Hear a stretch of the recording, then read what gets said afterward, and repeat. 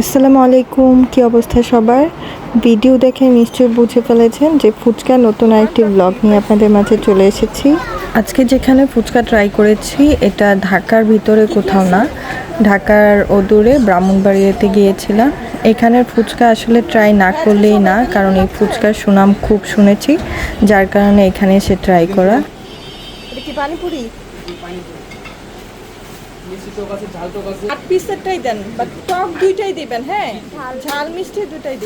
এখানে ফুচকার বিশেষত্ব হচ্ছে ওরা সব কিছুই নিজের হাতে তৈরি করে।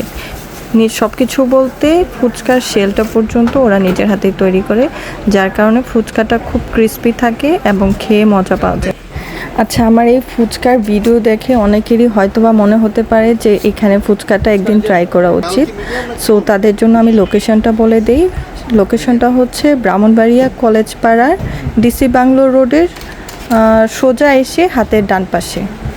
দোকানটার নাম হচ্ছে মা বাবার দোয়া ফুচকা হাউস।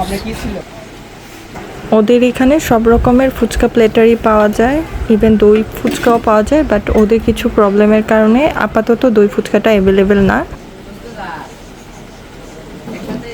এটার ভিতর দিয়ে দিবেন, আলাদা করে চাইলে আলাদা দিব, দিয়ে চাইলে দিয়ে দিবেন, আলাদা দিয়ে দেন। বাট আমরা হচ্ছে চটপটি ফুচকা এবং বেলপুরি ট্রাই করেছিলাম এবং এগুলোর প্রাইস রেঞ্জ 50 টাকার মধ্যে।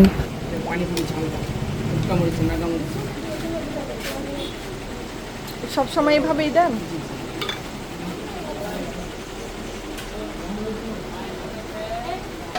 এটা কি ভাইয়া? ফুচকা টকা দিয়েছি। আচ্ছা, এক্সট্রা করে। জি। আমরা আমাদের কাঙ্ক্ষিত খাবার নিয়ে নিয়েছি, এখন হচ্ছে ট্রাই করার পালা।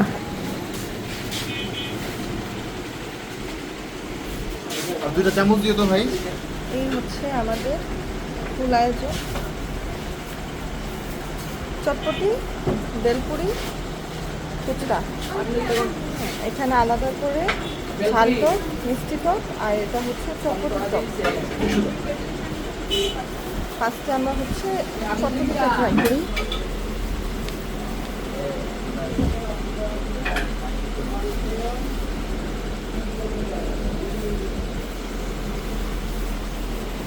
গরম গরম ট্রাই করো।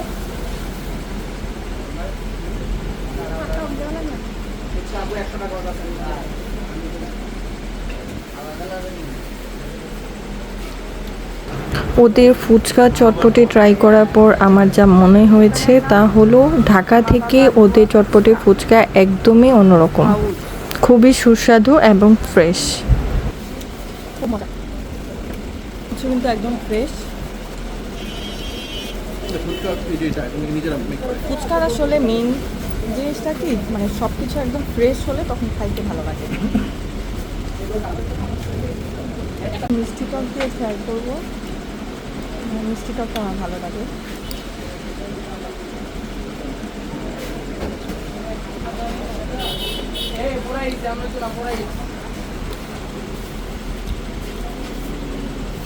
ওদের প্রতিটা আইটেমই খুব মজা ছিল, বাট বেলপুরিটা আমি 10 আউট অফ 10 দেব।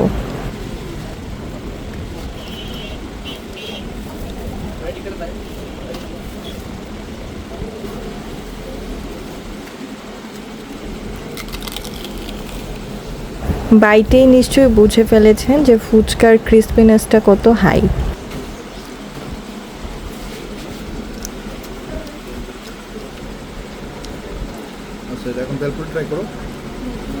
ব্রাহ্মণবাড়িয়া এবং এর আশেপাশে যারা ফুচকা লাভার আছেন, আমি তাদের রিকমেন্ড করব এই প্লেসে এসে একবার হলেও ফুচকাটা ট্রাই করবেন, সাথে বেলপুরিটা মিস করবেন না।